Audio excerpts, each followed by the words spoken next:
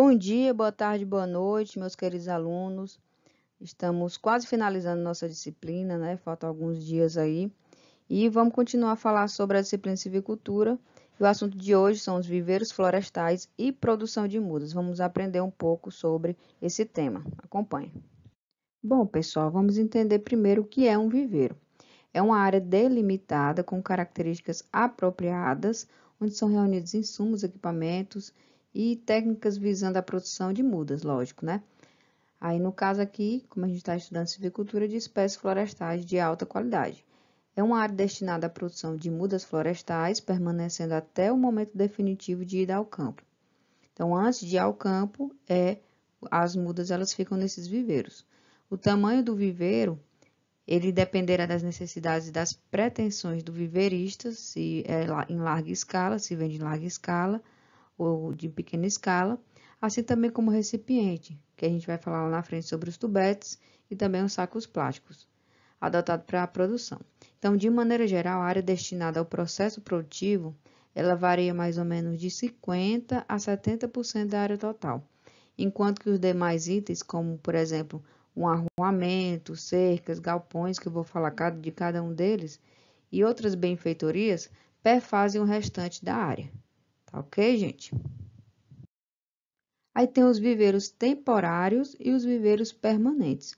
Os temporários, como vocês podem ver nessas figuras aqui, é como o nome já diz, né? Temporário. É um planejamento e instalação simples, com dimensões reduzidas, de baixo custo, comparado a um viveiro permanente. Geralmente são rústicos, com materiais alternativos e com a proximidade da área do plantio. Já os viveiros permanentes, como vocês podem ver aqui nessas figuras, eles têm um planejamento mais cuidadoso, porque, como o nome já diz, é permanente, né? São dimensões maiores, custos mais elevados, por conta das benfeitorias, materiais mais duráveis e proximidade do centro consumidor, de onde realmente vai vender as mudas. Aí eu pergunto a vocês, quais são os aspectos observados na instalação dos viveiros florestais? A gente primeiro tem que saber onde é que a gente vai colocar esses viveiros, tem que saber o planejamento do local. Vamos ver primeiramente a disponibilidade de água, em quantidade e qualidade, para a gente irrigar as mudas e ter uma boa qualidade de mudas.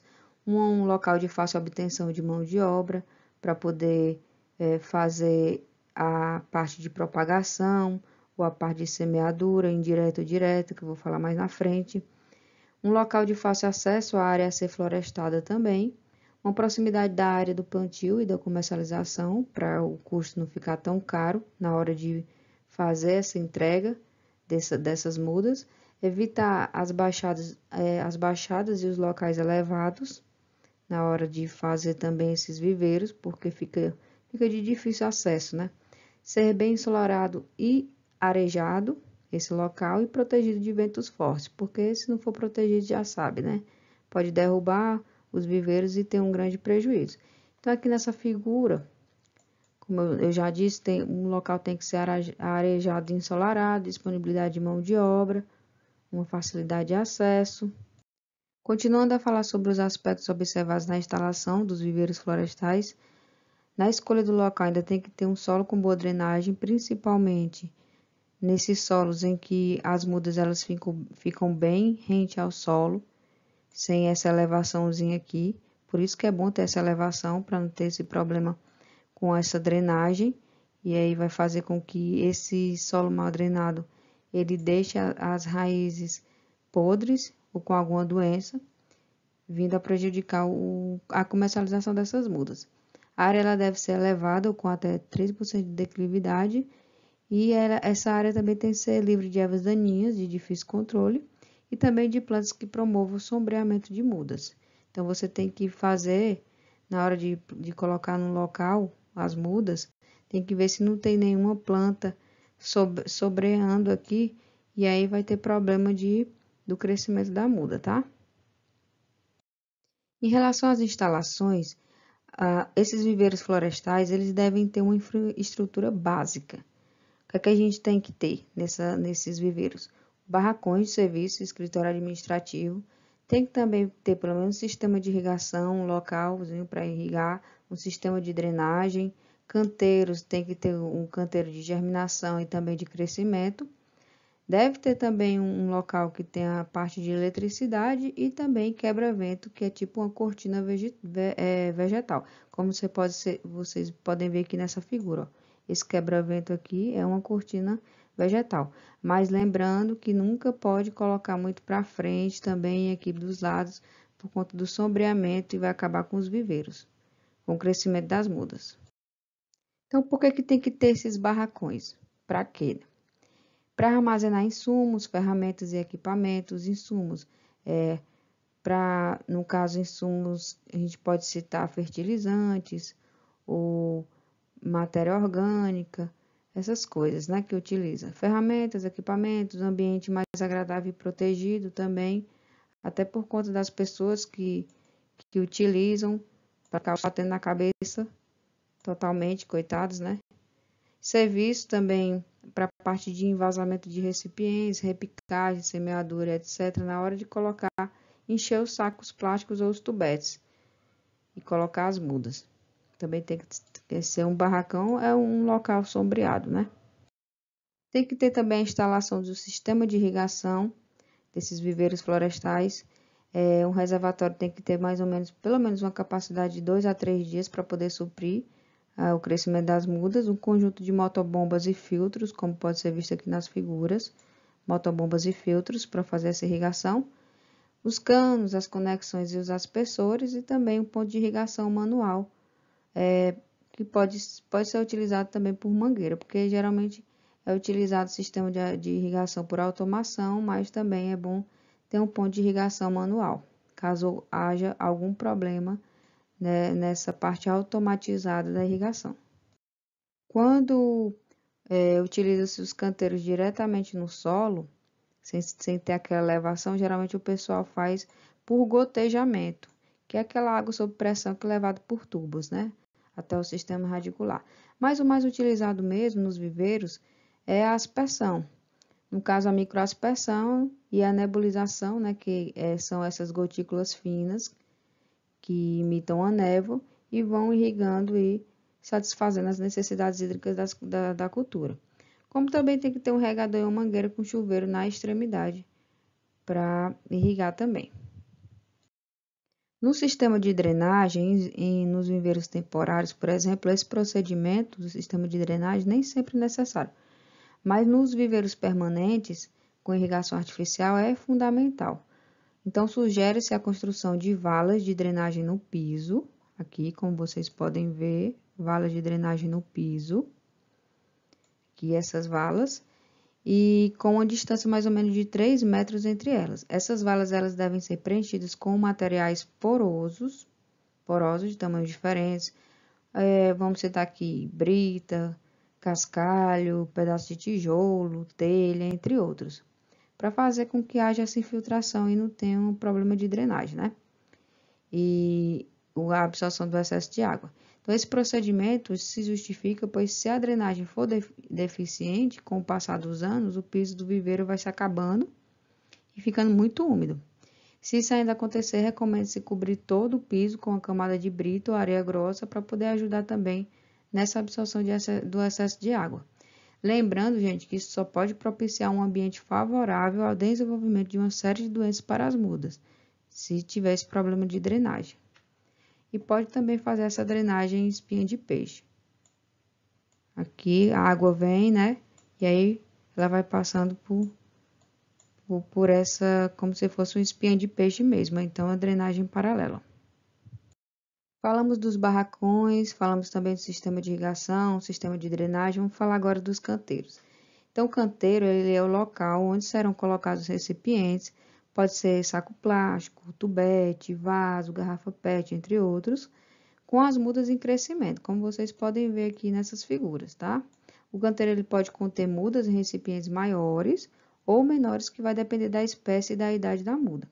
Então, quando as mudas são feitas em recipientes maiores, como o saco plástico, que ocupa, né, espaços maiores, no caso, sacos plásticos grandes, mais ou menos maior que 15 centímetros de diâmetro, os canteiros eles devem ter aproximadamente 1 metro de largura, com um comprimento que vai depender do espaço disponível.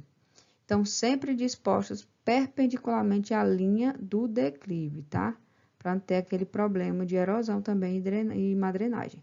A distância entre os canteiros deve ser mais ou menos de 60 centímetros, a fim de facilitar a movimentação e o trabalho do pessoal de manutenção do viveiro. Então, aqui entre os viveirozinhos tem que ter um espaço entre eles de mais ou menos de 60 centímetros para eles passarem, como se fossem os corredores, né?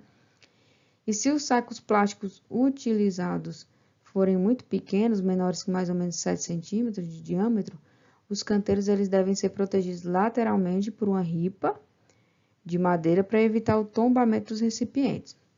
Ainda no caso de produção de mudas em recipientes como os tubetes, os canteiros eles devem ser formados preferencialmente por bandejas ou telas suspensas, como pode ser visto aqui nessa figura.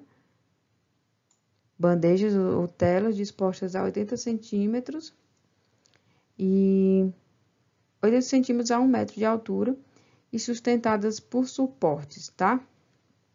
Aqui também é só para mostrar aqui o nebulizadorzinho que faz a irrigação. Então, aqui também esses aqui são os chamados canteiros suspensos, que utiliza tanto tubetes ou bandejas. A gente também não pode esquecer da eletricidade, uma instalação que tem que ter eletricidade para alimentar os sistemas elétricos, escritórios e benfeitorias e também o sistema de irrigação, né? Que aqui mostrando um sistema automatizado para irrigar, que aí você coloca o tempo de irrigação, coloca também, dá um sinal elétrico, né? E aí tem um sinal elétrico e aí abre a válvula para irrigar todos os canteiros. Vai depender também da sua programação. Como eu já disse anteriormente, tem que ter, o viveiro ele tem que ser protegido com quebra-vento, como vocês podem ver nessa figura aqui, para não ter problema de danificar a casa de vegetação ou o viveiro. Então, gente, tem que ter, também pode ter cercados ou quebra-ventos afastados com árvores altas. Geralmente o pessoal utiliza árvores altas, né? Ainda mais na parte de silvicultura. Aqui é só uma figurinha mostrando a direção dos ventos dominantes. Aqui é o certo, né? Que coloca essa planta alta, que é um espaço protegido de 20 vezes a altura da árvore, que é o viveiro. E aqui é um errado quando está muito fechado. Quando está uma planta grande aqui, uma planta pequena, muito fechada, aí não acaba que se tá muito fechado, o vento ele só dá essa curvazinha e volta para o viveiro, mesmo que nada, e pode derrubar esses viveiros. A área necessária para a instalação de um viveiro depende de vários fatores. Então, da quantidade de mudas a serem produzidas, quantas mudas serão necessárias? Vou dar um exemplo para vocês. 100 hectares de reflorestamento. Tem uma pessoa que quer fazer 100 hectares de reflorestamento. Tem uma área lá e quer fazer esse reflorestamento. 100 hectares. Então, o espaçamento que ele quer aqui é de 3 por 2 metros. A espécie que ele vai utilizar é a Caia senegalensis, que é um mogno africano, né, muito conhecido. Eu fico mandando vídeo para vocês, que é a cultura do momento, da parte de silvicultura, de florestas. E aí, gente, quantas mudas eu vou ter que fazer o viveirista? Em 100 hectares. Lembra lá da regrinha de 3? Alguém lembra? Dá para fazer de cabeça aí? Então, 3 por 2 dá quanto? Ocupa quantos metros quadrados? 6 metros quadrados, né? 3 vezes 2. Então, uma planta, ela vai ocupar 6 metros quadrados, não é isso? E 10 mil metros quadrados. Aí vocês fazem a regrinha de 3. 10 mil metros quadrados é 1 hectare. Aí vocês vão achar o valor. Esse X aqui, depois você multiplica por 100, que é que você vai achar a quantidade de mudas que você vai ter que fazer no seu viveiro para poder suprir a necessidade desse cliente. Tá, gente? Aí vocês fazem aí em casa. Então, essa área necessária para o viveiro também vai depender do tipo e do tamanho das embalagens a serem produzidas, das espécies, porque assim, Aí, se a embalagem, como eu disse, for maior de saco plástico, aí você vai ter que ter um viveiro maior. Se for de tubete, você vai ter que ter um viveiro menor. Ter que ter não, né? Precisar. Vai depender das espécies também, a dimensão dos canteiros, dos parceiros e instalações e a adoção ou não de uma área também para uma adubação verde, que pode ser utilizada como adubação orgânica também. Finalizamos a nossa primeira videoaula e na nossa segunda videoaula a gente vai falar um pouco sobre os recipientes, como também a produção de mudas, uma produção de muda de qualidade. Bons estudos a todos e até lá!